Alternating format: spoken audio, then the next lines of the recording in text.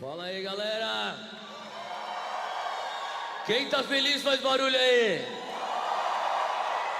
Quem tá com expectativa faz barulho aí. Erga suas mãos onde você está. Repita comigo: Senhor Deus, eis-me aqui. Fala bem forte: eu estou aberto.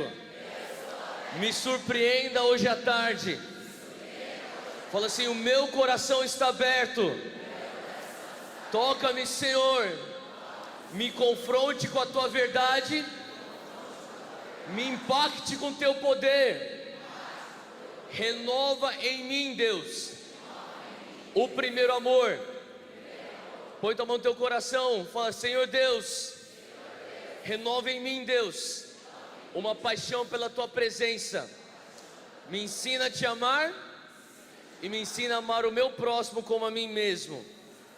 Em nome de Jesus, amém. Dá uma salva de palmas para Jesus. Para Ele toda a honra e toda a glória. Antes de você sentar, abraça umas 3, 4 pessoas. Fala assim: Deus vai te surpreender hoje à noite. Se prepare.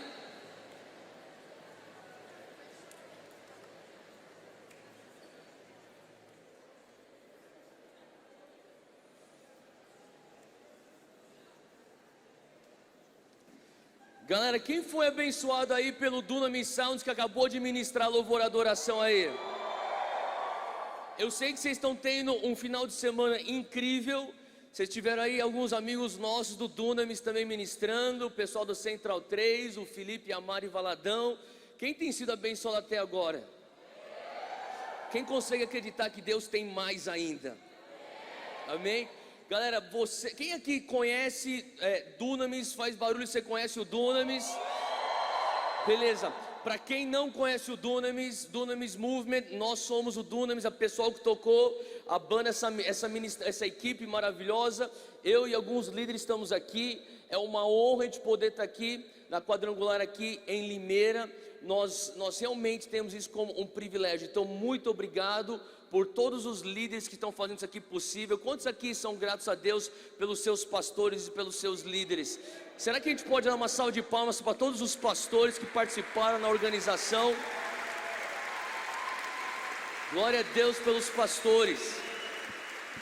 Glória a Deus por todos os nossos líderes que estão aqui. Sabe, eu sou muito grato a Deus por aquilo que Deus está fazendo ao redor do Brasil.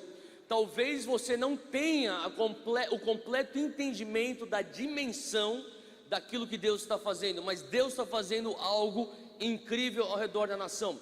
E uma das coisas como Dunamis que nós temos tido o privilégio é de ver aquilo que Deus está fazendo dentro das universidades do mundo. Tem galera do Pockets aqui, Dunamis Pockets, tem o pessoal aqui do Pockets. O Pockets é um braço missionário do Dunamis que alcança as universidades. E sabe, um missionário uma vez me disse: Theo, se você conquistar as universidades hoje, amanhã você conquistou com o evangelho a sociedade. E é muito verdade, os futuros líderes da nação hoje estão nas universidades. Então nós começamos um trabalho mais ou menos 8 anos atrás, chamado Dunamis Pockets. Pockets é a palavra bolso, é a palavra que realmente descreve aquilo que é o reino. Jesus fala que o reino de Deus é como uma pitadinha de fermento. Em outras palavras, algo muito pequeno, que uma vez que entra dentro do pão, leveda todo o filão de pão. Mesma coisa com os grãos de mostarda. São sementes pequenas, mas uma vez que eles entram para a terra, ela se torna então a árvore maior de todas e a mais frondosa. O reino de Deus é assim. Dunamis Pockets são esses bolsos pequenos entrando nas universidades que nós estamos crendo e vendo já o reino se manifestar. E junto com isso, se você conhece o Dunamis, eu quero só falar algumas coisas aqui antes. Você talvez conheça o Fornalha. Quem aqui conhece o Fornalha aqui? Quem gostaria de um dia ter o Fornalha aqui em Limeira? Bom, então ore bastante, mas eu sei que você vai ser abençoado pelo DVD que acabou de sair do Fornalha Tour. Tem aqui a Zoe com a Laura Sogueles e com o Rodolfo Abrantes. Você não pode ficar de fora. Pega lá, adquira a tua cópia. Acabou de sair, vocês são provavelmente uma das primeiras igrejas que a gente está levando. Então não deixe de pegar a tua cópia. Você consegue isso na internet, só que você não consegue com o desconto que você vai ter aqui. Aqui nós temos um desconto especial, então não deixe de pegar isso. E também, mês passado, eu lancei meu primeiro livro, Next Level. Fala comigo, Next Level. Next Level é o próximo nível em inglês. O pastor Felipe Valadão acabou de falar para mim que ele falou sobre um outro nível em Deus. E eu falei, cara, você roubou minha mensagem. Mas você pode pegar aqui a palavra do Next Level, vai estar lá à disposição nesse livro, lá atrás, na lojinha do Dunamis. O Rodolfo escreveu esse prefácio. A gente tem aqui, eu conto como que você pode sair da tua zona de conforto, experimentar o novo de Deus, saindo e entrando, saindo do teu estado atual, entrando para o próximo patamar que Deus tem para você. Quem aqui crê que Deus tem um próximo patamar para você? Deus tem um próximo patamar para você, então você não pode ficar fora e longe do teu next level. Então, esse aqui são algumas coisas que eu gostaria de ressaltar, te encorajar. Vai lá, dá uma olhadinha atrás na loja do Dunamis e você vai ver o que dá para você também se alimentar, porque hoje à noite vai ser impactante, mas eu queria que você levasse algo com você, para você continuar se alimentando disso. E falando disso, eu queria que você abrisse comigo em Marcos 16, eu vou entrar já direto na palavra. Eu creio que Deus tem uma palavra para nós especial. Marcos 16, versículo 15. E hoje essa palavra que tem ardido no meu coração há alguns meses, eu tenho compartilhado isso em muitos lugares que eu vou, porque eu creio que nós estamos vivendo um momento propício como nação e como juventude brasileira. Se você tem entre 20 a 35 anos de idade, faz barulho para eu saber quem está aqui. Entre 20 a 30, tá bom. Essa mensagem é para todo mundo, mas especialmente para você. Abre aí comigo em Marcos 16, versículo 15. Jesus disse: vão pelo mundo todo e preguem o evangelho a todas as pessoas. Fala comigo, pessoas. Quem crer e for batizado será salvo, quem não crer será condenado. Estes sinais acompanharão os que crerem. Quem aqui é crente? Levanta a mão se você é crente. Tá bom. Olha só os sinais que deveriam, ou que devem, ou que já estão te acompanhando, você que é crente. Em meu nome, Jesus fala, expulsarão demônios. Fala comigo, libertação. Então, você que é crente, nós que somos crentes, deveríamos estar constantemente andando na unção para levar libertação ao cativo. Não só isso, ele continua: em meu nome falarão novas línguas. Fala comigo, fluir do Espírito. Então, o Espírito Santo, para aquele que é crente, o Espírito Santo faz morada em você, e você tem que dar liberdade para ele estar fluindo constantemente em você e através de você. Pegarão em serpentes e beberem algum veneno mortal, não lhes fará mal nenhum. Fala comigo, proteção sobrenatural. Sabe, eu tenho pensado um pouco sobre essa questão de proteção sobrenatural. Tem muita gente que fala assim: eu nunca experimentei uma proteção sobrenatural, um livramento de Deus, sabe?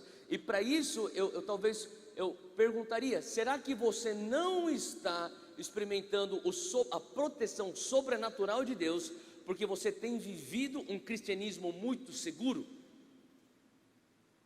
A pergunta é: quando foi a última vez que você passou por apuros ou por perigo pelo Evangelho? Nós vivemos num país onde ser evangélico é muito normal. Todo mundo, independente se eles são evangélicos ou não, conhecem alguém que é evangélico.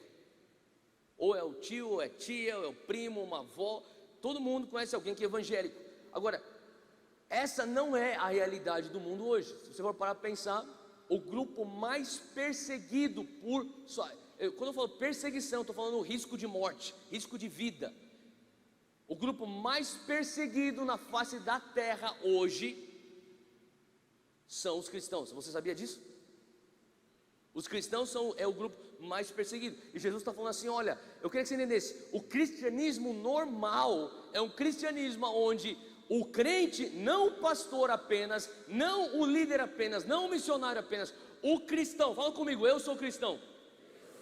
Fala comigo, o cristianismo normal é eu cristão, fluindo nos dons, vivendo o sobrenatural. Você acredita nisso? Isso aqui é que Jesus está falando. Isso aqui não é minha opinião, não é tua opinião, nem a opinião do pastor da igreja. Isso aqui é Jesus falando. Ele fala assim, ó, o cristão normal vai experimentar proteção sobrenatural. Fala aqui, ó, imporão as mãos sobre os enfermos e estes ficarão curados. Quando foi a última vez que você curou um enfermo? Se você é um cristão normal, estes sinais deveriam estar nos acompanhando. Agora, eu queria que você focasse aqui comigo no versículo 15, diz: vão pelo mundo todo e preguem o evangelho a todas as pessoas. Fala comigo, pessoas. Agora, nós temos um país, hoje o Brasil, 190 a 200 milhões de habitantes, tá? Então, 190 a 200 milhões de habitantes é a população do Brasil. Desse montante de povo que está aqui no Brasil, o IBGE diz que 60 milhões são evangélicos. É quase um terço. É muita gente, não é verdade? De 260 milhões são evangélicos. Agora, nunca antes, eu estava assistindo outro dia, mais ou menos uns meses, 6, 7, 8 meses atrás, estava assistindo aquele programa do Bial na Globo, e o bate-papo lá com o Bial, e daí teve um sociólogo da USP. Esse sociólogo, que é um especialista, ele estava falando assim: Bial, não é ontem nem amanhã, é justamente hoje. Os evangélicos são em 60 milhões. E ele falou uma coisa: nunca antes na história do Brasil existiu tanto evangélico nesse país. Pode pensar nisso. Estou falando aqui de dados, estou falando aqui de fatos. Agora, ao mesmo tempo que eu estou escutando isso, eu me lembrei que meia hora antes de eu escutar essa entrevista do Bial com esse sociólogo, eu estava assistindo o Jornal Nacional. Na verdade era o Jornal da Globo, e tinha um comentarista falando assim, Arnaldo Jabor, falando assim, ó: nunca antes na história do Brasil passamos por uma crise econômica tão grave. Nunca antes na história do Brasil passamos por uma crise política tão grave. Nunca antes na história do Brasil passamos por uma crise ética e de liderança tão grave. Agora, o que você faz com esses fatos? Você que é um jovem de 20 a 35 anos, você que acabou de levantar a mão, disse que você é crente, eu tenho certeza que você é inteligente, que você tem vigor, que você quer mudar o mundo. Quem quer mudar o mundo aí? Tem uns que não tem nem mais certeza que quer mudar o mundo. Quem quer mudar o mundo aí? Tá bom. Porque se você não quer mudar o mundo, eu não sei o que você está fazendo aqui de sábado à tarde. Você devia estar lá jogando tua bola, você devia estar no shopping. Mas se você está aqui sábado à tarde, eu imagino é porque você tem fome por mais de Deus, e você sabe que Deus quer te usar para mudar o mundo, amém? Tá bom, então se você quer mudar o mundo, você é crente, você é jovem, você é brasileiro, e você está diante disso, o que você faz? Somos 60 milhões, nunca antes na história do Brasil houve tanto evangélico, e nunca antes na história do Brasil nós nos encontramos numa sociedade tão precária como essa agora. Sabe, quando eu comecei a escutar isso, eu comecei a entrar em crise. Falei: Deus, o que está acontecendo? Tem tanto evangélico. Eu imagino se existem tantos discípulos de Jesus, quem sabe a sociedade deveria ser um pouco diferente. Quem concorda comigo? Agora, quem é que ama avivamento? Eu amo avivamento. E eu não amo avivamento de ontem, já faz desde a minha infância que minha mãe me dava livros de avivamento, falava assim: ó, lê esse relato aqui, eram uns livretos que ela tinha, ó, lê isso aqui é o avivamento da Rua Azusa, ela me dava, isso aqui é o avivamento do país de Gales, eu lia aqueles moveres, relatos históricos do mover de Deus, e eu ficava com fome, aqui quadrangular. Você sabia que a fundadora dessa igreja é uma das maiores avivalistas que já passou pela história da igreja? Se você conhecesse a história de Amy Semple McPherson, ela mudou a história, ela mudou a cultura de artes e entretenimento lá em Hollywood. Ela era uma reformadora, não só uma avivalista, ela é uma reformadora. Sabe, se você começar a estudar a história do avivamento, você começa a entender que um avivamento genuíno vem com 3 fases. Fala comigo, 3 fases. A primeira fase, e sabe, as pessoas falam, o Brasil está em avivamento. Cara, vamos com calma com essa afirmação. Deixa eu tentar explicar algumas coisas aqui. Escuta o que eu estou te falando. 3 fases. Primeira fase.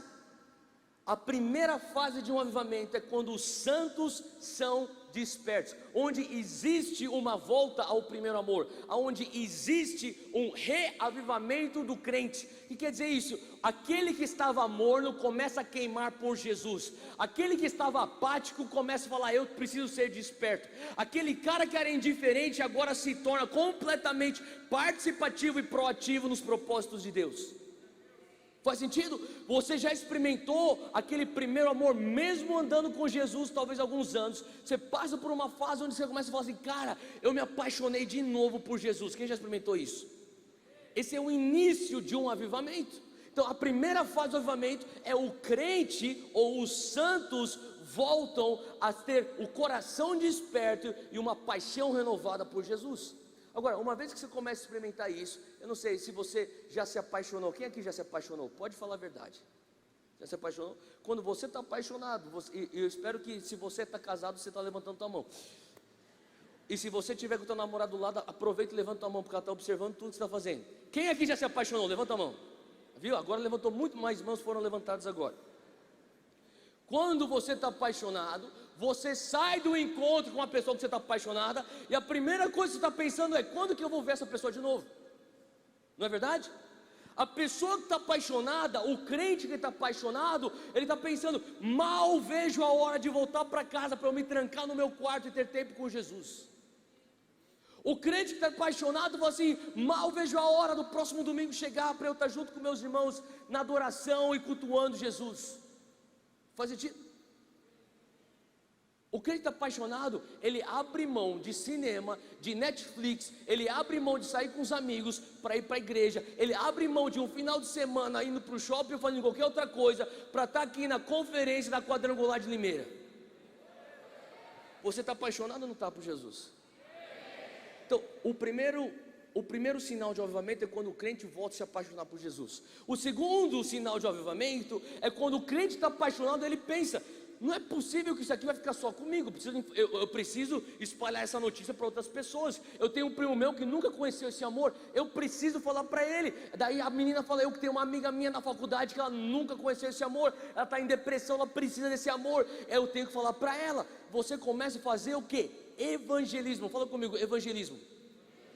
Então a segunda fase do avivamento é evangelismo. E com evangelismo também se inclui aí missões, e também inclui nesse conglomerado de coisas, plantação de igrejas. E porque você vai ter missões e plantação de igrejas, você precisa formar líderes, então tem seminários acontecendo.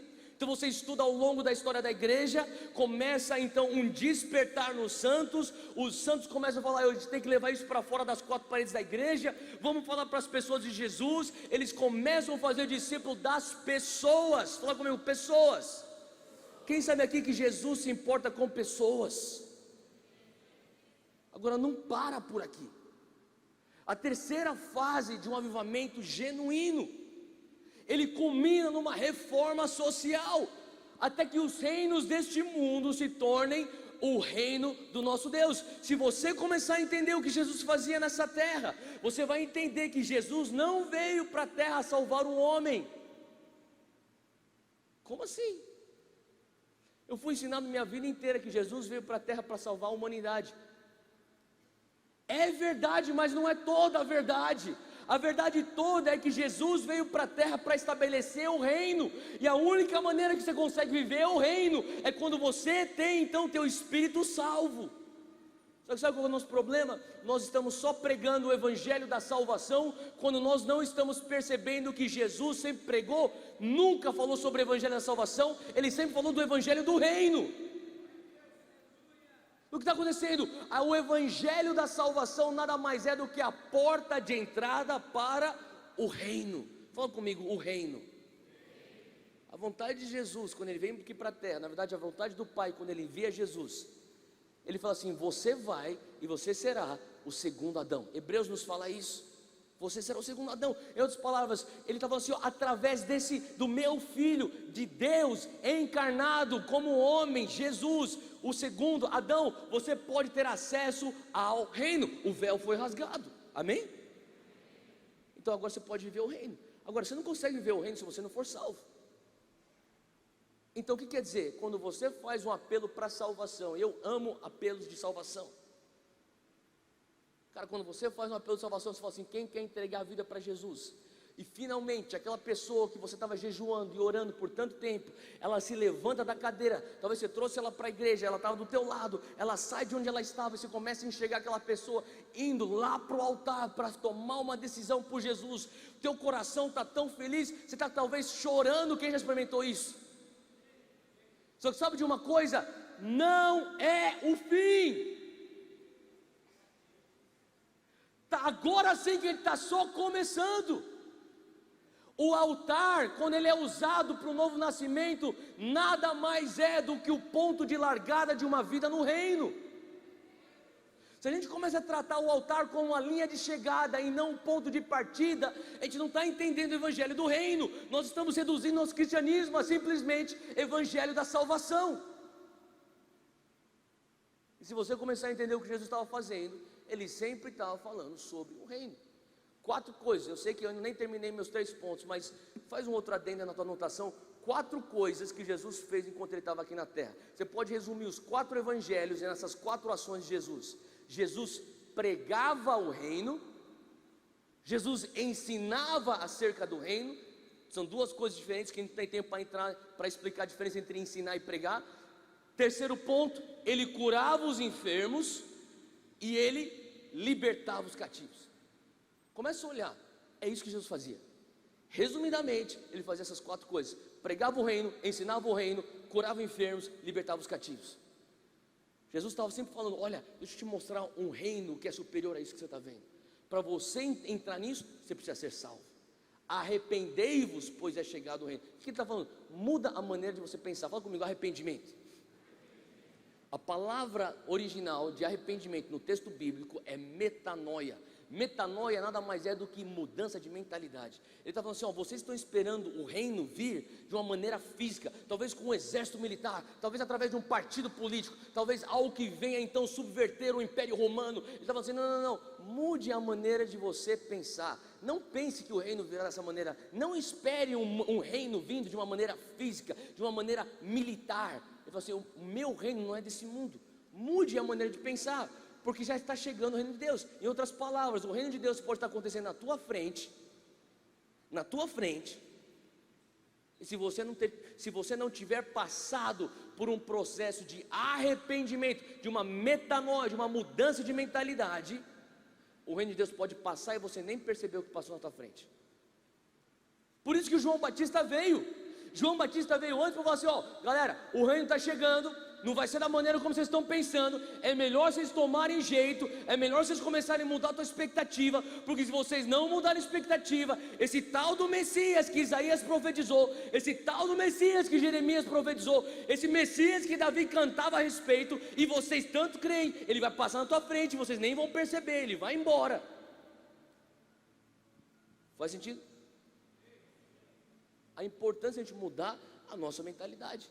E quando o reino de Deus, quando a gente começa a mudar a nossa mentalidade, a gente começa a entender o reino de Deus. E quando a gente começa a entender o reino de Deus, os princípios do reino de Deus, a palavra já é clara lá em Romanos, fala que o reino de Deus não é feito de comida, nem de bebida, mas é feito do quê?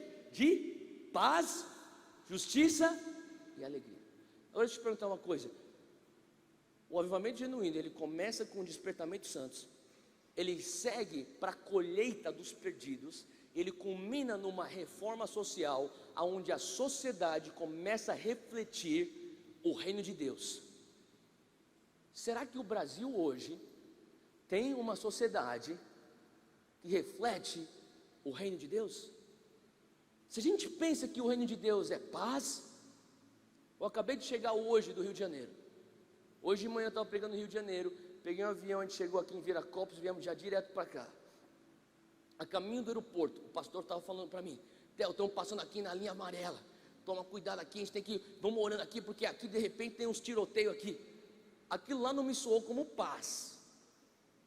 Concorda comigo? Justiça. É só você abrir o jornal, você vai ver que a impunidade e as pessoas que estão sofrendo injustiça social. Alegria. O brasileiro é extremamente otimista, mas se fosse qualquer outro país do mundo, nós estaríamos em luto, porque nós temos muito mais motivos para chorar do que se alegrar. Concorda comigo? Então eu questiono, cadê o reino de Deus? Mas o reino de Deus está dentro de nós. Jesus falava isso lá em Lucas. É verdade. E por isso que eu estou falando que quando você começa a entender a grande comissão, Marcos 16, existe um ângulo que nós temos tido êxito em cumprir a grande comissão. Mas eu queria que você segurasse um pouco o teu questionamento, o teu pensamento, segura ele um pouquinho e vai comigo em Mateus 28. Abre lá comigo, Mateus 28. Eu queria que você olhasse comigo a outra versão da grande comissão. Diz assim, Mateus 28, versículo 18: Então Jesus se aproximou deles e disse: Foi-me dada toda a autoridade nos céus e na terra. Quanto da autoridade que Jesus tem recebido? Ele recebeu de Deus quanta autoridade? Se Jesus tem toda a autoridade, quanta autoridade tem o diabo? Se Jesus tem toda a autoridade, o diabo não tem nada de autoridade. E quando Jesus nos delega autoridade, Ele nos dá tudo que nós precisamos para estabelecer o reino aqui na terra. Ele continua dizendo aí, acompanha comigo no versículo 18. Ele diz: Foi-me dada toda a autoridade nos céus e na terra. 19. Portanto, ele está falando assim, a palavra portanto quer dizer, já que vocês têm toda a autoridade, porque eu recebi toda a autoridade, estou passando para vocês, portanto, vão e façam discípulos de todas o quê? Fala comigo, nações. Então, de um lado você tem Jesus falando, Marcos 16, isso aqui é o mesmo evento, tá? Isso aqui, Marcos está escrevendo acerca do mesmo evento. Isso aqui é a grande comissão. Jesus está falando com seus discípulos logo antes da ascensão dele para os céus. Isso aqui é a última coisa que ele está falando para os seus discípulos antes dele subir. Ele já morreu, ele já ressuscitou, ele já esteve com eles alguns dias, ele já está para ir para o céu, ascender, para depois o Consolador descer. Então ele está falando assim, já que eu tenho a minha última palavra aqui com vocês, deixa eu falar o que vocês têm que fazer. Vocês têm que fazer discípulos de todas as pessoas. Só que Mateus fala que Jesus falou: você tem que fazer discípulo de todas as nações. Então a pergunta é, quem está certo? A gente tem que fazer discípulo de todas as pessoas ou de todas as nações? Os dois estão certos. Os dois estão lá falando de ângulos diferentes da mesma ocasião. Então, se eu perguntasse para você, qual cor é o meu computador? Cinza, obrigado. De novo, qual cor é o meu computador? Tá bom. Eu posso falar, não, o meu computador ele é branco. Quem está certo? Eu ou você? Nós dois. De um ângulo você está vendo cinza, desse ângulo eu estou vendo branco. De um ângulo Mateus está vendo nações, do outro ângulo Marcos está escutando pessoas. Jesus provavelmente está falando assim, aquilo que vocês têm que fazer discípulo de todas as pessoas, fazer discípulo de todas as nações. Você está entendendo que tem dois lados, duas perspectivas para a grande comissão? Faz sentido o que eu estou falando, gente? Os dois são verdades. Em outras palavras, nós temos tido êxito em fazer discípulo de todas as pessoas. Mas existe um outro ângulo da grande comissão que nós, como geração jovem, crente brasileira, temos que entender que está hoje à disposição do nosso turno. Os sociólogos dizem que só precisamos de 6% de uma população para criar uma tendência para o restante da população. Bora pensar nisso. Se nós fôssemos só 6% da população no Brasil, mas que nós realmente estivéssemos vivendo o reino de Deus e pregando o reino de Deus, nós conseguiríamos então incutir uma tendência em mudar uma cultura de uma nação inteira e posicionar uma nação inteira para pregar então o reino de Deus. Estão entendendo o que eu estou falando? Não tem a ver tanto com quantidade. Aqui, Mateus 28 está focando o quê? Na qualidade. Você não consegue fazer discípulo de nações sem qualidade. Eu queria que você continuasse aqui com o texto comigo. Ele fala assim: batizando-os em nome do Pai, do Filho e do Espírito Santo, ensinando-os a obedecer. Fala comigo, ensinando. É discipulando. Ele está falando assim, eu quero que vocês venham discipulá-los ensinando eles a obedecer tudo aquilo que eu lhes ordenei, e eu estarei com vocês sempre até o final dos tempos. E Jesus está falando assim, ó, se você conseguir fazer as nações aprenderem tudo que eu te ensinei, tudo que eu te falei, te ensinei sobre o reino, as 4 coisas que Jesus fazia: pregava o reino, ensinava o reino, curava enfermos, libertava cativos. Se você conseguir ensinar, você já tem toda a autoridade, porque eu peguei toda a autoridade, então eu estou passando para vocês, você já tem autoridade. Agora vai lá e faça discípulo das nações, vai lá e faça discípulo de todas as pessoas. Faz sentido o que eu estou falando? Agora, o que quer dizer eu fazer discípulo das nações? Você não consegue fazer discípulo das nações sem qualidade. Eu começo a olhar pela Bíblia pessoas que discipularam nações, pessoas como José. Você lembra da história de José? José discipulou uma nação, o Egito. Como que José discipulou uma nação? Quando ele consegue ter a revelação divina daquilo que vai acontecer lá na frente. Ele tem um sonho profético das 7 vacas gordas, 7 vacas magras. Você lembra desse sonho? E daí ele vai e chega para Faraó e fala assim, ó, vai haver então 7 anos de fome na face da terra, mas nós, Egito, podemos nos preparar e podemos ajudar as outras nações. O que ele acabou de fazer? Eu tenho uma solução, eu consigo te ajudar. O rei falou o quê? Faraó falou o quê? Vem cá aqui para frente, você é o segundo homem aqui do meu reino. Automaticamente ele tem influência para discipular uma nação. Agora, o que levou ele para ter a influência para discipular uma nação? O fato que ele foi bom naquilo que diz respeito à revelação e estratégia para acabar com a fome. Deixa eu falar, se você quer realmente discipular uma nação, o que é discipular uma nação aqui? O Senhor está te chamando para você ser excelente naquilo que Ele tem te posto a fazer. Sabe, você pode falar até, mas um avivamento genuíno vai acontecer quando a gente começar a crescer mais em quantidade, e a gente chegar de 60 milhões a 120 milhões num país de 200 milhões, daí nós seríamos a maioria. Deixa eu falar, se a gente não entender que para discipular uma nação, nós temos que levar o poder do evangelho do reino, para além de só salvação da alma humana, para ser o poder que vai mudar a estrutura social. Faz sentido o que eu estou falando, gente? Se você não entender isso, que o poder do reino, ele é mais do que só para salvar a tua alma humana. O poder do reino é tão poderoso, o evangelho do reino, ele é tão poderoso, que ele tem que sair das 4 paredes da igreja, ele tem que entrar para dentro da política. O poder do reino de Deus tem que entrar para dentro do mundo dos negócios. O poder do reino de Deus, ele tem que começar a entrar para dentro da área da artes e entretenimento.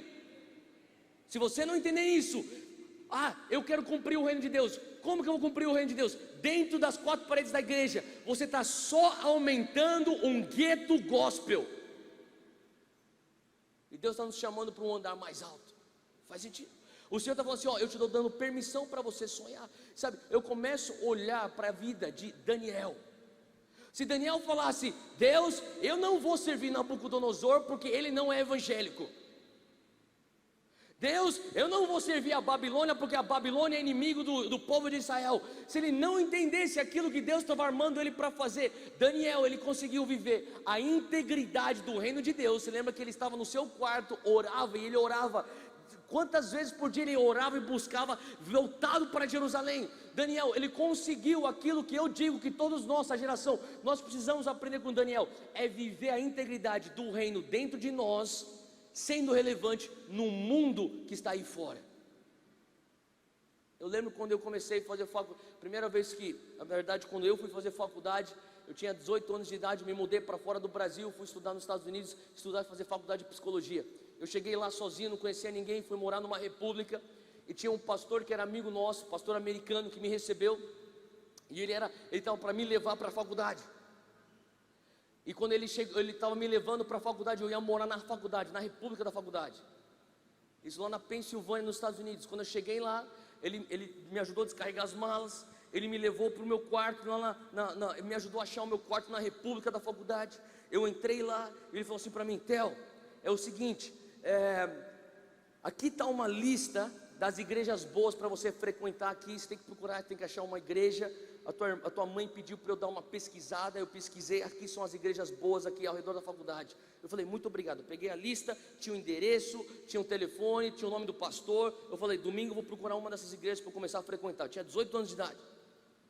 Daí ele falou assim para mim, você vai estar bem, qualquer coisa, aqui está meu telefone, qualquer coisa você me liga. Você tem que entender, não conhecia ninguém, tinha deixado o Brasil, sozinho, conheci esse pastor, era só isso, ele morava 2 horas da faculdade. Ele falou assim: eu vou entrar no meu carro, eu vou embora, qualquer coisa, emergência, você me liga. Beleza. Naquela época não era assim que você tinha WhatsApp, não tinha nem iPhone.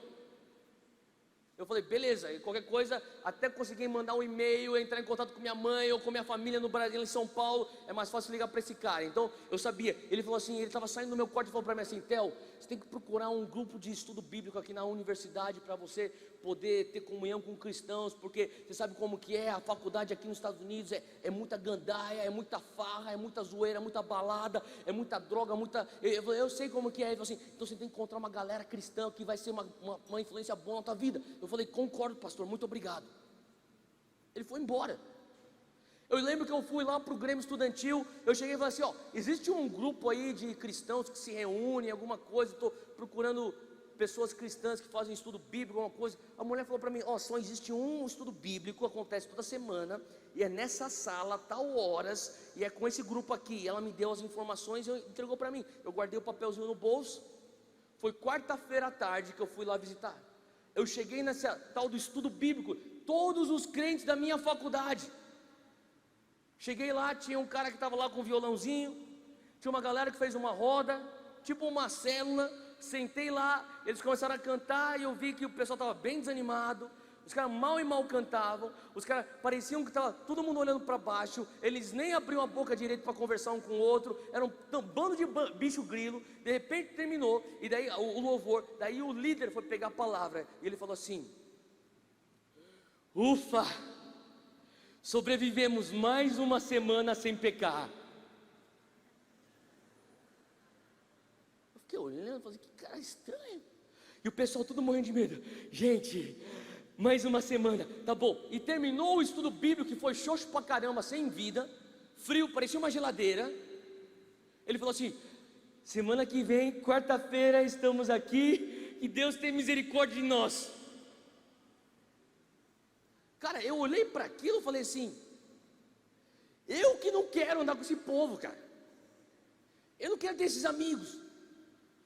Eu falei, essa fé não é atraente para mim. Eu comecei a entender que existe uma mentalidade em muitos da nossa geração, que nós pensamos até hoje, como o povo de Israel foi ordenado a pensar no Antigo Testamento, só que nós não percebemos que nós somos hoje a igreja do Novo Testamento. No Antigo Testamento, a ordem era: não chegue perto dos filisteus, se você tocar os filisteus, eles vão te corromper. No Antigo Testamento, a ordem era: fique longe dos leprosos, porque se você tocar os leprosos, você será contaminado. Aquele povo que estava naquele estudo bíblico na faculdade, estava tendo a mesma atitude: fique longe do pecado, senão a gente vai sucumbir, a gente vai se perder tudo, a gente vai queimar no inferno. Só que a diferença do Velho Testamento com o Novo Testamento é que no Antigo Testamento o Espírito Santo, fala comigo, Espírito Santo, ele estava à disposição, disponível exclusivamente para reis, profetas e sacerdotes. Agora, graças a Deus pela nova aliança. Quem é grato pela nova aliança, pela cruz de Jesus? Rasgou-se então o véu, e o Espírito Santo está à disposição de todo aquele que crê. Quem são os crentes aqui? Deixa eu falar uma coisa, o Espírito Santo está dentro de você. O véu foi rasgado, é por isso que o Espírito Santo está dentro de você. E agora, já que o Espírito Santo está dentro de você, ao contrário do Antigo Testamento, a ordem não é para você ficar longe dos filisteus, não é para você ficar longe dos leprosos, é para você levar para eles justamente a luz de Cristo, porque aquilo que uma vez te contaminava, hoje, se você tocar no leproso, você santifica o leproso. Você tem que entender uma coisa: será que você entende quem você carrega dentro de você? Quando a gente fala discipular uma nação, sabe, Deus está querendo erradicar, destruir um pensamento monástico de falar: vamos ficar aqui preso dentro da igreja, vamos fazer mais reunião. Eu não sou contra a reunião, eu sou pastor de igreja local, eu pastorei uma igreja lá em São Paulo, eu tenho reuniões, nós temos por domingo 4 cultos, a partir do ano que vem entra para 5 cultos. Eu não sou contra reuniões, não sou contra conferências. Nós acabamos de ter uma conferência maravilhosa agora, mês passado, do Dunamis. Eu não sou contra ajuntamento de crente, mas o que eu sou contra é crente pensar que aqui existe o mensurável da tua espiritualidade. Eu estava conversando com um jogador de futebol profissional, conhecido, que eu não vou falar o nome dele. Ele é crente, ele estava conversando, ele estava falando para mim, ele estava contando a história lá, tal, dos bastidores do futebol. E daí eu perguntei para ele sobre um outro jogador, com quem ele já jogou, que a mídia falava, esse cara é a grande promessa, e o cara nunca estourou e nunca se tornou nada.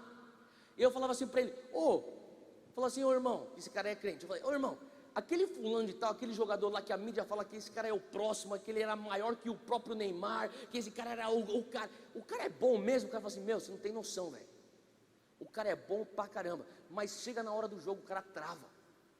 Mas como assim? Theo, esse cara talvez é o melhor jogador que eu já vi na minha vida. Eu falei, como assim, cara? Você tem que ver o que ele fazia no treino. Como assim? No treino o cara driblava todo mundo. No treino o cara marcava gol sem parar. No treino o cara destruía nos coletivos. No treino o cara arrebentava. Eu falei, sério mesmo? Um cara bom? Eu falei assim, ele é bom. Mas sabe o que ele é? Ele é leão de treino. Eu falei, como que é? Leão de treino. Ele falou para mim, é um termo no meio dos boleiros. O cara que joga bem só no treino, mas na hora do jogo se apaga. Eu fiquei pensando e eu saí daquela conversa e o Senhor começou a falar comigo, Theo, existe um bando de crente que é leão de treino. Como assim, Deus? Um bando de crente que na conferência os caras se entregam para Jesus, que no meio do culto os caras estão chorando por Jesus, que no meio de retiro e acampamento evangélico os caras estão lá na presença, deitados, se rendendo. Mas sabe de uma coisa? Você não ganha campeonato no treino. Se você quiser ganhar a Copa do Mundo, você vai ter que ganhar no estádio, não é no CT. A tua igreja nada mais é do que um centro de treinamento. Você não vem para a igreja para viver tua espiritualidade. Você vem para a igreja para ser equipado, para receber estratégias, receber ensinamentos, para que você venha ganhar o jogo é lá fora. O teu estádio é lá fora, aqui dentro é o teu centro de treinamento. A gente está mensurando a espiritualidade do crente brasileiro com quanto que a gente consegue marcar de gol no treino. A pergunta é, se lá no estádio você não consegue marcar gol, você nunca vai ganhar campeonato. A pergunta é, como que está lá fora a sociedade refletindo os princípios de Deus? Eu me recuso a acreditar num avivamento que fala, mais pessoas estão se entregando para Jesus, quando na mesma velocidade que pessoas estão se entregando para Jesus, existem pessoas se perdendo no crack, existem pessoas morrendo com a violência urbana, existem pessoas que não estão tendo acesso à escolaridade decente, existem pessoas que não estão tendo acesso à saúde pública decente. Para mim isso não é avivamento. Podemos estar experimentando hoje o início de um despertar. Só que eu quero falar para você que é jovem de 20 a 35 anos de idade. Você quer ter a tua espiritualidade sendo relevante na tua época? A marca vai ser o que é que você faz de bem para a sociedade e aquilo que você está fazendo de levar o reino de Deus para ser refletido na sociedade. Eles não querem, ou sabe, a pessoa fala, eles estão perseguindo os crentes. Estão perseguindo os crentes com certeza. A mídia persegue os cristãos sim, mas deixa eu falar, contra fatos não há argumento. Hoje nós temos uma briga que as pessoas estão querendo definir família. Família é isso com aquilo, ou aquilo com aquilo, ou isso com isso. Deixa eu falar uma coisa, contra fatos não há argumento. Deixa eu perguntar uma coisa, se os cristãos tivessem as famílias mais saudáveis, você não acha, e se as famílias mais saudáveis fossem cristãs, você não acha que esse fato em si nos daria autoridade para definir o que é família? Mas a realidade é que o mesmo índice de divórcio que está fora da igreja está dentro da igreja. Se os cristãos fossem tão excelentes como Daniel e José, você não acha que, sabe, essa perseguição, você falaria, contra fatos não há argumento. José terminou ou trouxe a solução para a fome a nível global. O que você vai falar da fé dele? Ele acabou de alimentar o povo inteiro, cara. Atos 10, 38, você não precisa nem abrir, só escuta. Fala que Jesus de Nazaré, ungido pelo Espírito Santo, ele andava fazendo o bem e curando os enfermos. que eu estou querendo dizer aqui? Que existe parte do teu cristianismo que traz relevância ao teu cristianismo, que é você fazer o bem para a sociedade. A outra parte é o sobrenatural, mas só um não é suficiente.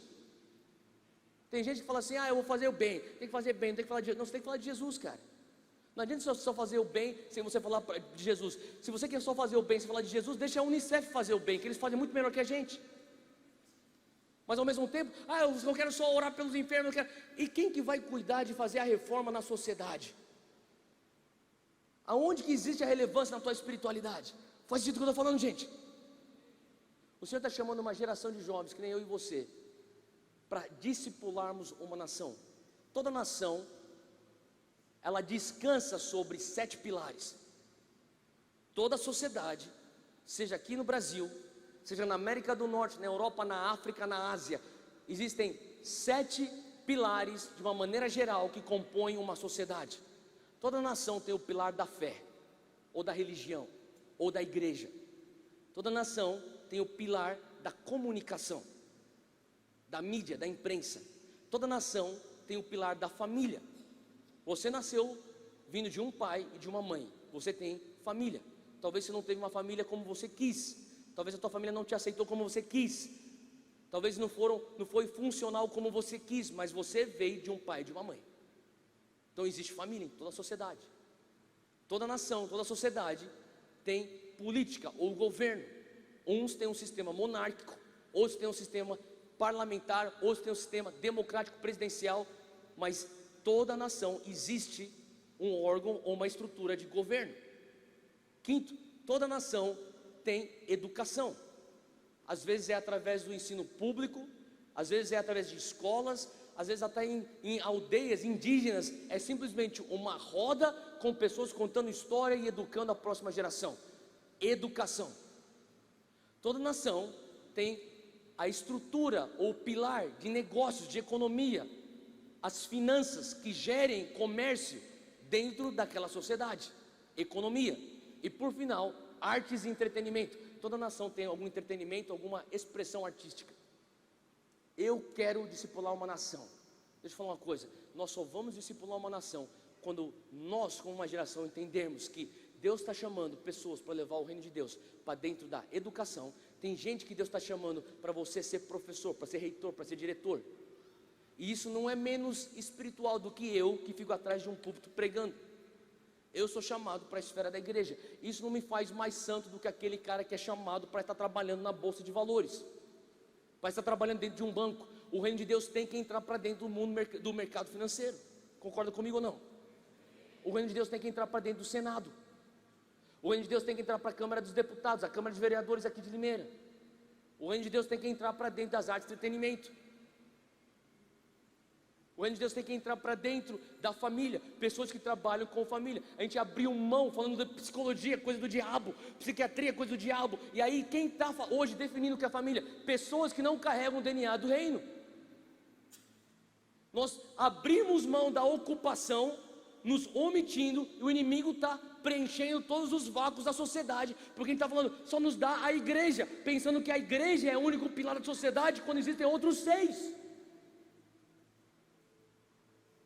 O Senhor está chamando pessoas aqui para serem publicitários, para serem comunicadores, para entrarem dentro da imprensa. A gente mete pau na Globo, mete pau em todos os outros veículos de comunicação. Mas sabe, quantos nós, pastores ou líderes, estamos encorajando? Você precisa ser um jornalista, você precisa entrar lá no meio daquela escuridão. Você tem que ser o José dentro da imprensa, você tem que ser o Daniel dentro daquele jornal. Ele fica aqui, estão perseguindo, mas está na hora de a gente fazer alguma coisa. Eu quero servir a Deus, e você pensa que servir a Deus é vir por altar chorar, e não tem nada disso. Na verdade eu peço que você vá sempre quando você tem uma oportunidade, vá para o altar e chore. Mas sabe o que é servir a Deus? É você ser hoje o melhor aluno que você pode ser, é você ser hoje o melhor funcionário que você pode ser. Em outras palavras, traga coerência ao discurso evangélico. A gente fala sobre Deus, o reino de Deus, só que a gente é o cara que chega atrasado no trabalho, sai cedo do trabalho, cola na prova, mas você quer abrir um POCs na faculdade. Não tem coerência. Faz sentido? Deus está nos chamando para voltar a ter coerência no discurso. Antigamente, você falava assim, você é evangélico. Na verdade, eu nem peguei nessa época, minha mãe que me conta disso. Quando você falava que você era cristão, o pessoal falava assim, então pode fazer negócio com ele porque ele é honesto. Hoje em dia, eu escuto pastores falando, por favor, não façam negócio com evangélicos que eles não pagam. Quem concorda que isso tem que mudar? Sabe, o Senhor está querendo ver, sabe, será que existe uma geração que quer se levantar e falar, Deus, nós queremos cumprir a grande comissão? Nós não quer dizer que você não vai ganhar pessoas para Jesus, pelo amor de Deus, não entenda isso. Não é isso que eu estou falando. Continue discipulando pessoas, continue batizando pessoas, é uma ordem de Deus, nós temos que continuar fazendo isso. Mas não se esqueça que não é só você discipular pessoas, Deus nos chama para discipular nações. Deus está chamando pessoas para sonhar, começarem a sonhar sonhos grandes, como Deus, eu sonho em entrar com um filme no Netflix que vai passar os princípios de Deus. Quantos aqui são chamados para fazer filme? Levanta a mão. Se você sente de Deus, faz assim, eu senti de Deus. Tem pessoas que são chamadas para fazer filmes. Eu não estou conseguindo enxergar. Acena para mim, onde você está, ou dá um berro, tem lá em cima, né? Fica de pé onde você está. Se você sente, eu senti de Deus, como se o Senhor falasse que existem pessoas que estão questionando se ser cineasta é algo que pode, se você pode servir a Deus, é você? Faz assim com a tua mão. Glória a Deus. Estenda sua mão sobre a direção daquele jovem lá. Tem mais lá atrás? Pai, eu oro agora, em nome de Jesus, para esse jovem, que o Senhor vai estar levantando cineastas da nossa geração. Pessoas que vão fazer filmes, não filmes evangélicos, mas filmes que vão entrar para dentro do meio dos canais de veículos de comunicação, que são seculares, mas levando o evangelho, de uma maneira que talvez eles nem venham perceber. Mas Pai, toca esse jovem agora, abre as portas em nome de Jesus. Eu senti pessoas também chamadas para o mundo da moda. Se você é chamado para o mundo da moda, levanta a mão. Se você é chamado para o mundo da moda, você fala assim, eu quero começar, eu quero fazer design, fashion. Cadê você? Fica de pé onde você está. Levanta. Se você é chamado para o mundo da moda, se sente, Deus está me chamando, eu quero servir a Deus no mundo da moda. Estenda as mãos naquela direção, essas pessoas. Pai, nós pedimos agora, abra portas, traz tua inspiração, traz, Senhor Deus, agora, Senhor Deus, oportunidades, portas abertas, bolsas de estudos. Eu peço, Senhor Deus, que o Senhor vai estar trazendo inspiração para que a moda venha a ser uma plataforma que o teu reino venha invadir. Pode sentar. Sabe, eu estava escutando uma pessoa falando assim para mim, Theo, eu sou chamado para o mundo da moda. Falei, que legal, cara, você vai fazer uma marca. Eu falei assim, vou fazer uma marca evangélica. Falei, mas que burro que você é, cara. Por que você vai fazer uma marca? Desde quando que uma calça jeans se converte? A gente não precisa de uma moda evangélica. Sabe, você quer discipular uma nação, a primeira coisa que você tem que fazer é quebrar a parede da divisão do sagrado e do secular. A gente vive a vida rotulando, isso é gospel, isso não é gospel. Tudo que é evangélico eu posso, tudo que não é evangélico eu não posso. Deixa eu falar, você fala assim, eu não quero escutar música que não é evangélica. Deixa eu falar uma coisa, você não deve escutar música que não é edificante.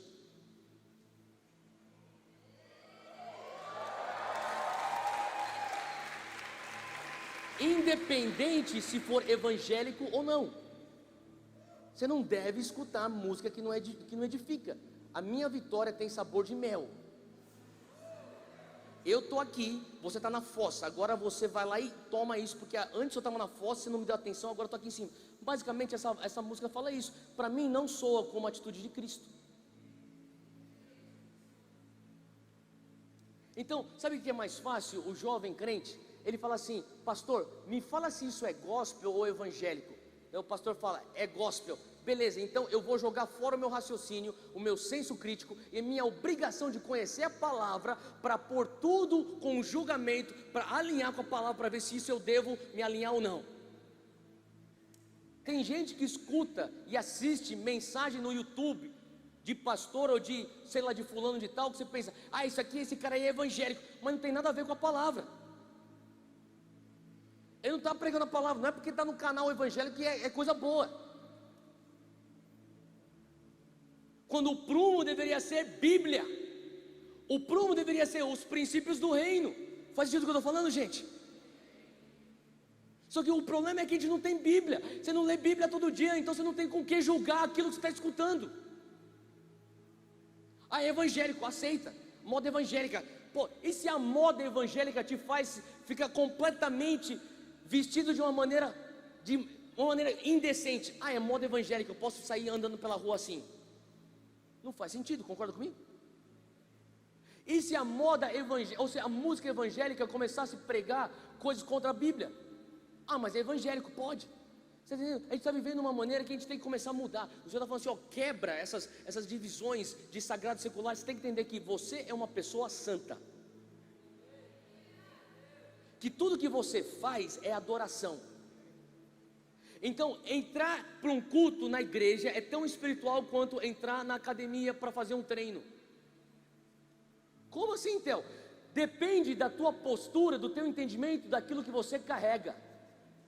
Se você vem para a igreja sabendo, eu carrego o Espírito Santo aqui, eu vou ser edificado pela palavra, eu quero ser mais equipado porque eu vou sair daqui, eu vou fazer a diferença, glória a Deus, é uma experiência espiritual. Agora, se você for também para a academia falando assim, eu carrego o Espírito Santo aqui, eu vou fazer o meu treino, eu vou fazer aqui os meus relacionamentos, e eu vou espalhar o amor de Jesus pelas pessoas, e se tiver alguém que vai se machucar aqui com o treino, eu vou orar pelo enfermo, ele vai ser curado, aquilo também é espiritual. Eu tenho que parar de ficar pensando, ó, igreja é evangélico, academia é do mundo, essa música, essa rádio aqui não é do mundo, essa rádio é evangélica. A gente é tão incoerente que a gente fica falando, só escuta música gospel. Só que você assiste só filme gospel?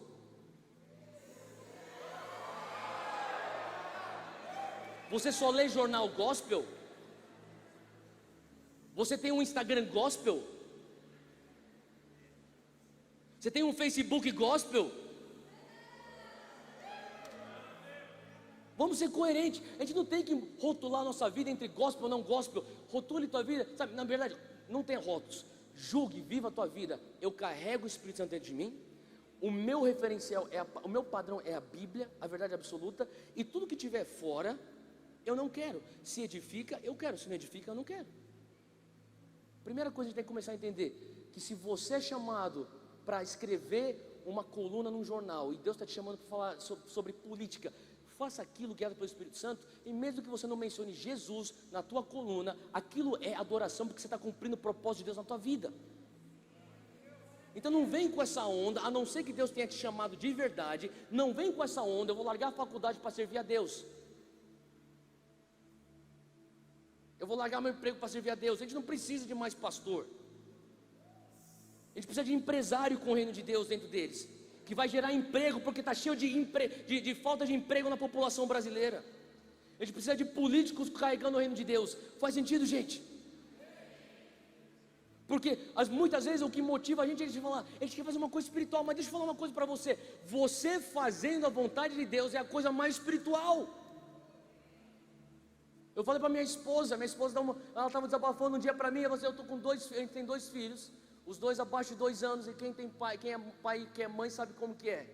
Se você tem 2 filhos abaixo de 2 anos de idade, é difícil fazer outras coisas. E eu falei para ela, você sabia que você é a melhor mãe, a mãe mais ungida que eu conheço? E você sabia que o que você faz com os nossos filhos me proporciona a oportunidade de eu fazer outras coisas, e que isso hoje é o teu ministério, e quando se diz respeito ao teu ministério, você é a pessoa mais bem sucedida ministerialmente, porque você é a melhor mãe que eu conheço?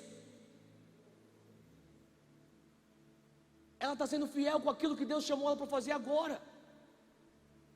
Ela não pode sentir uma cidadã de segunda classe, porque ela não está pregando junto com o marido. Você não pode sentir um cidadão de segunda classe, porque você é um professor de educação física e você não é um líder de louvor. Se Deus te chamou para ser um professor de educação física, você é o cara mais ungido naquilo que Deus te chamou para fazer. Você tem que entender o teu chamado. Se Deus te chamou para você começar uma empresa, cara, vai lá e faz tua empresa. Se Deus chamou para você, é assim que nós vamos discipular uma nação. Por que a gente não tem uma nação discipulada e uma igreja gigantesca? Porque todo mundo que estava para discipular uma nação falou, eu abro mão da minha empresa, eu abro mão da política, eu abro mão da minha medicina, eu abro mão da minha carreira acadêmica, eu abro mão da minha carreira da publicidade, porque eu quero ser pastor. E está cheio de pastor. E daí a gente começa a falar assim, mas olha como está o Senado. É lógico, tinha que ter crente lá dentro. Olha como está a Petrobras. Tinha que ter crente lá dentro. Abre comigo Lucas 11, e eu termino com isso. Lucas 11, versículo 20. Jesus nos ensina um princípio aqui. Ele fala assim: se eu expulso os demônios pelo dedo de Deus, certamente a vós é chegado o reino de Deus. Jesus está falando 4 coisas que Jesus fazia. Ele pregava o reino, ensinava o reino, expulsava demônios e curava os enfermos. Ele está falando: quando eu expulso um demônio, o reino de Deus é chegado. Nós estamos vendo diversas experiências, vivemos diversas experiências. Nós estamos vendo diversas ocasiões onde o reino de Deus ele invade a nossa terra. Quando existe opressão e de repente existe libertação, bum, Jesus está falando: chegou então o reino de Deus. Mas pula comigo Lucas 11, versículo 24. Jesus não para por aí. Por alguma forma misteriosa, Jesus quer dar atenção, ou melhor, Ele nos leva a prestar atenção ao espírito imundo, ao demônio. Versículo 24 ele fala: quando o demônio tem saído do homem. Ele acabou de falar que o demônio foi expulso e que o reino de Deus chegou. Ele deveria estar batendo palma, que legal. Jesus falou assim: não comemora ainda, porque eu ainda tenho que te ensinar uma outra coisa. A maioria dos crentes estariam comemorando só no versículo 20. Libertação, o reino de Deus chegou, que legal. Jesus falou assim: calma aí. Aconteceu, foi um evento. Agora, para a gente fazer isso ser sustentável, você tem que começar a entender o que está acontecendo com o demônio.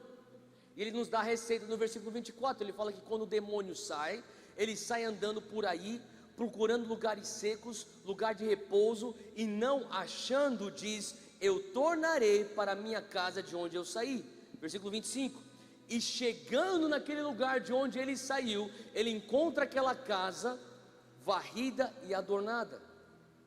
Então ele vai e leva consigo outros 7 demônios piores do que ele, e entrando ali, habitam ali. E o último estado desse homem é pior do que o primeiro. O que Jesus está falando aqui? Sobre guerra espiritual, batalha espiritual, libertação? Sim, mas mais do que isso, Jesus está nos ensinando como transformar uma sociedade. A gente ora: Deus, nós não aguentamos mais o Brasil, essa corrupção, essa mentira. Nós pedimos: tira, Pai, a mentira do Brasil, tira essa malandragem do Brasil, tira essa corrupção do Brasil, tira essa injustiça do Brasil. Versículo 20: quando o espírito imundo é expulso, é chegado o reino de Deus. O reino de Deus vem, a gente expulsa, o reino de Deus vem. Mas sabe como que o reino de Deus não permanece? Quando nós não entendemos que não é só expulsar. O que faz o reino de Deus permanecer, ser estabelecido na sociedade, é ocupar. Você expulsa, mas você tem que ocupar. Ele está falando assim: o demônio, ele sai. Você expulsou pelo dedo de Deus, ele sai. Ele vai perambulando, ele vai tentando andar, achar um lugar para ficar. E daí ele não acha, daí ele pensa: e se eu voltar de onde eu saí? Ele volta para onde ele saiu. Ele encontra a casa, o texto diz: varrida, vazia e adornada. E ele entra com 7 espíritos piores do que ele. Então antes era um espírito demoníaco, agora tem 8. E o estado atual é pior do que o estado anterior. Não adianta a gente ficar falando: Deus, tira a corrupção, Deus, tira, Deus, a mentira da sociedade, Deus, tira a injustiça. Deus está perguntando: eu tiro, mas quem que vai ocupar? Quem que vai entrar no Senado? Quem que vai entrar nas escolas públicas? Quem que vai entrar nas universidades? Eu tiro, mas quem que vai ocupar as mídias, a imprensa? Eu tiro, mas quem que vai começar a se tornar a voz para as famílias? Quem que vai entrar no mundo acadêmico? Quem que vai entrar como autoridade da psiquiatria? Quem que vai entrar para começar a definir o que é família? Eu tiro, mas quem que vai entrar dentro da bolsa de valores? Quem que vai entrar no sistema financeiro? Eu tiro a corrupção. A gente começa a ver então uma igreja que enche, que cresce, que cresce, que cresce, e o estado atual é pior do que o estado anterior. Hoje eu estou te chamando para ocupar. Eu vim aqui para falar para você que o Espírito Santo te dá permissão para você sonhar grande. Que você não precisa reduzir teus sonhos para acomodar os teus medos. Que você não precisa falar: Deus, eu quero ter um sonho seguro, um sonho mais comportado. Sabe, alguns de vocês têm que começar a ter liberdade em sonhar. Teu sonho tem que ser selvagem mesmo, cara. Você tem que ousar quando você ora. Você tem que começar a orar por coisas grandes. Deus, você tem que começar a sonhar com algo grande. Deus, eu sonho com essas escolas sendo transformadas. Eu sonho com uma imprensa que é justa. Eu sonho com uma família que é saudável. Eu sonho, Deus, com uma saúde pública que é decente. Sabe, avivamento que é avivamento é quando um dia nós tivermos o mesmo ensino de qualidade num colégio público com um colégio privado. Usa só isso como referência.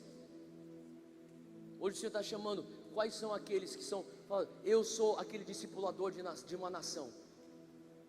Agora, se Deus está te chamando para a esfera da igreja, como Ele me chamou, amém, diga assim para isso. Mas não pense que a esfera da igreja é mais espiritual do que as outras esferas. O Senhor está chamando pessoas aqui para se levantarem como publicitários. Deus está chamando pessoas para se levantarem aqui como chefes de cozinha. Deus está chamando pessoas aqui para se levantarem como assistentes sociais, ativistas sociais.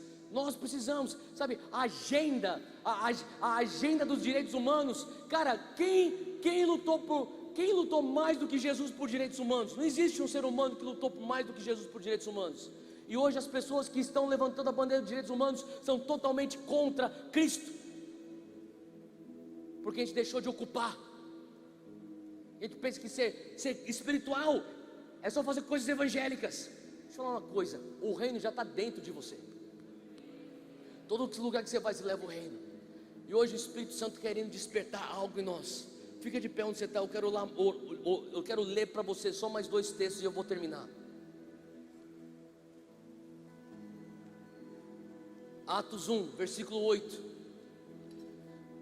Jesus está falando isso. Logo depois da grande comissão, Jesus termina a grande comissão. E a continuação está lá em Atos 1, versículo 8. Ele fala assim: vocês receberão poder quando o Espírito Santo descer sobre vocês, e serão as minhas testemunhas em Jerusalém, em toda a Judéia e Samaria e até os confins da terra.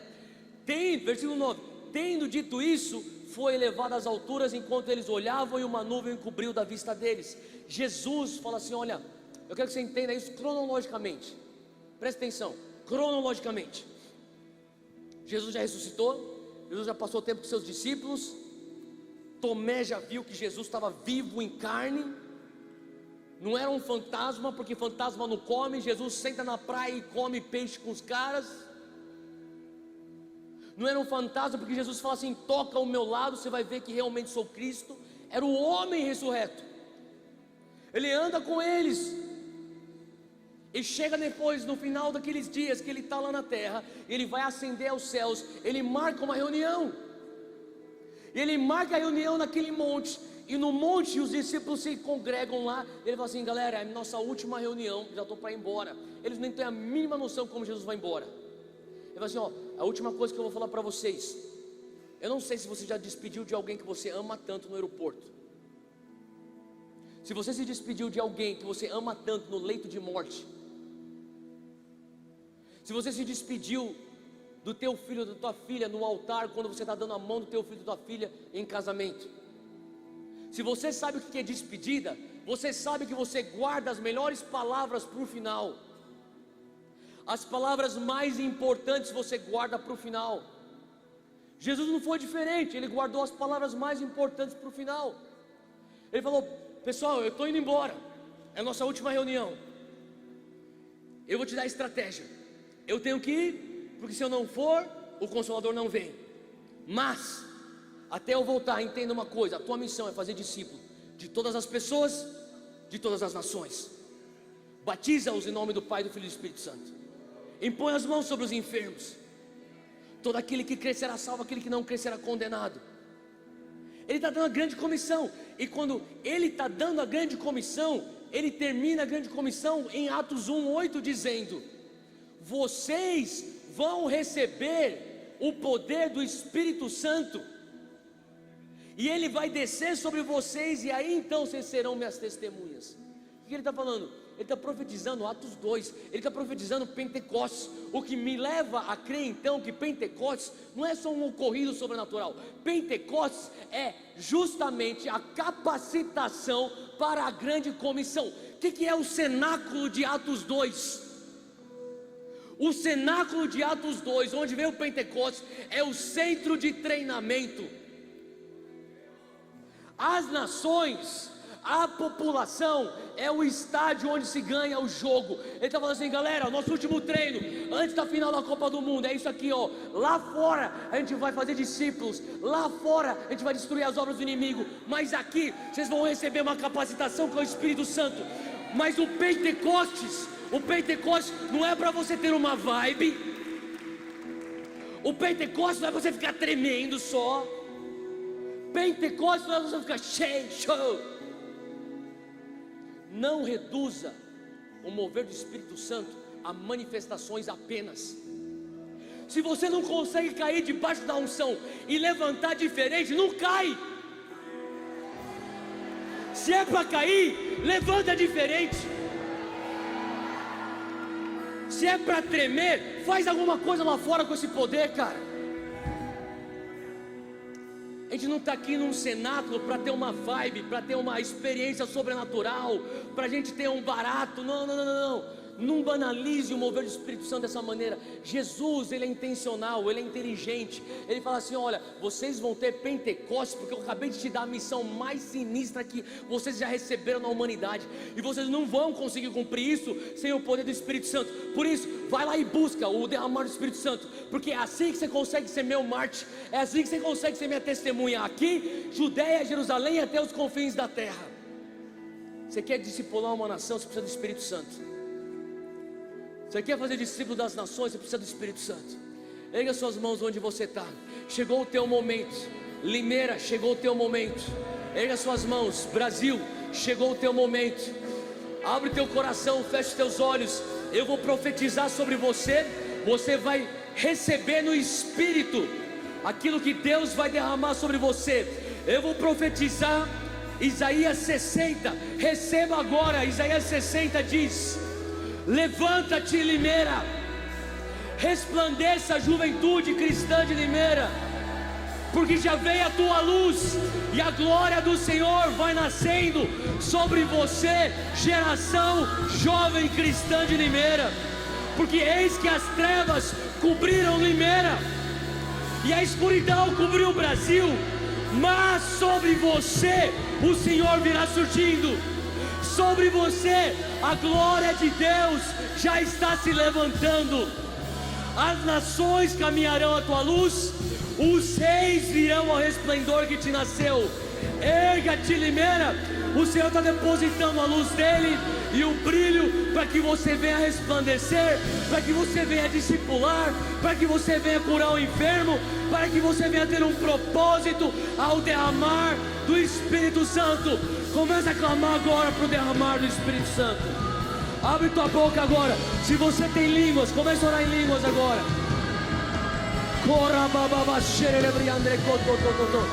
Mais Espírito Santo. Acende um fogo, Deus. Acende um fogo, Deus. Acende um fogo, Deus. Vem Espírito Santo. Vem Espírito Santo. Toca-nos hoje agora com o teu fogo. Toca-nos hoje com o teu poder. Mais Espírito Santo, se mova aqui.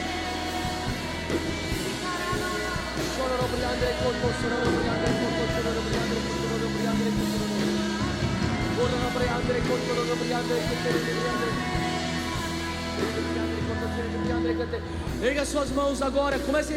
Comece a clamar pelo mover do Espírito Santo agora. Eu quero que você entenda agora. Você vai ter hoje um encontro com o Espírito Santo. Esse encontro vem para te levar ao cumprimento da tua missão.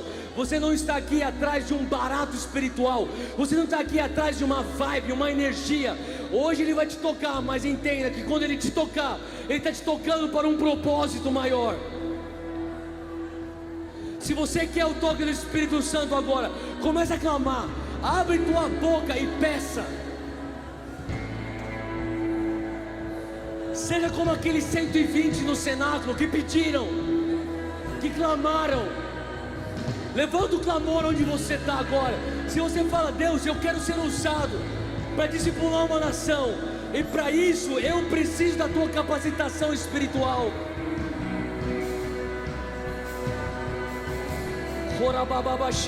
Vem, Espírito Santo. Mais Espírito Santo.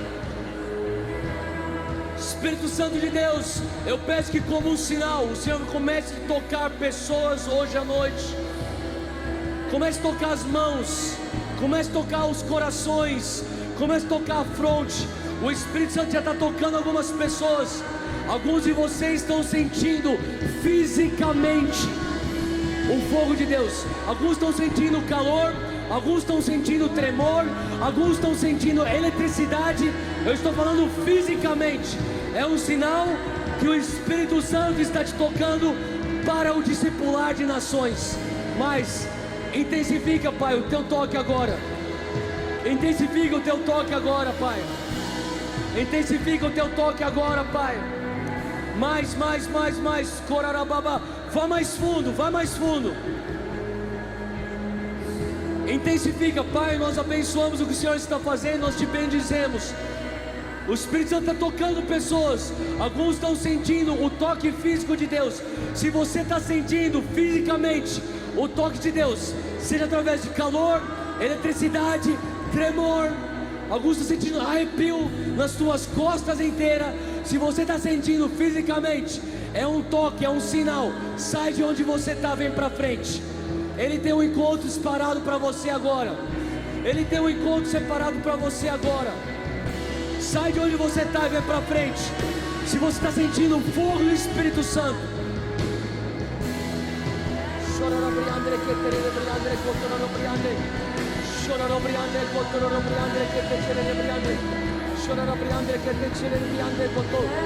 se você está sentindo o fogo do Espírito Santo, vem para frente. Ache um lugar. Nós vamos clamar por um derramar. Mais.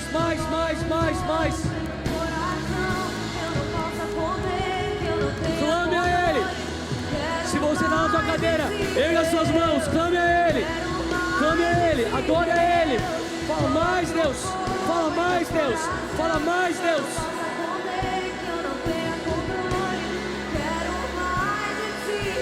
Mais, Deus. Coloca um fogo em nossos corações hoje. Mais, Deus. Mais, Deus.